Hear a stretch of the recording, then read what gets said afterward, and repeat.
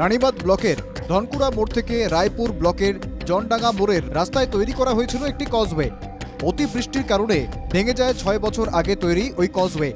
গাড়ি চলাচল বন্ধ করলেও কংক্রিটের ধার দিয়ে সাইকেল কাঁধে নিয়ে রাস্তা পারাপার করছেন বাসিন্দারা।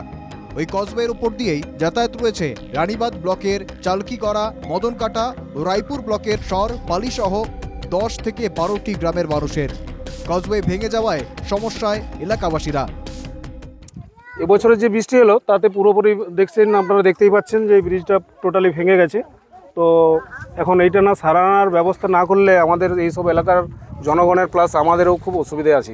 এখন খুব অসুবিধার সমস্যা, মানুষ এদিকে যেতে না, ডাক্তারে যেতে পারে না, মাস্টার স্কুলে যেতে পারে না, খুব অসুবিধে। এইটা এখন যদি রিপেয়ারিং করা হয় তাহলে ভালো হতো আর কি, আমাদের যাতায়াতের সুবিধা হতো। কজওয়ের বেহাল অবস্থার কথা স্বীকার করেছেন রায়পুরের তৃণমূল নেতা বলরাম মাঝি।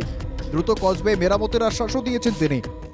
বিষয়টা আমরা লোকাল প্রশাসনের মাধ্যমে জানিয়েছি এবং আবার জানাবো, যাতে করে দ্রুততার সঙ্গে কাজ শেষ করা যায়, যাতে লোকাল মানুষের অসুবিধা না হয়, এই বিষয়টা আমরা নজরে রাখছি। সব কিছুতে তোলাবাজির জন্য তার মান অত্যন্ত খারাপ, আর তাই বহু জায়গাতে দেখা যাচ্ছে 6 মাস 1 বছরের মধ্যে সেই কজওয়ে ভেঙে পড়ছে।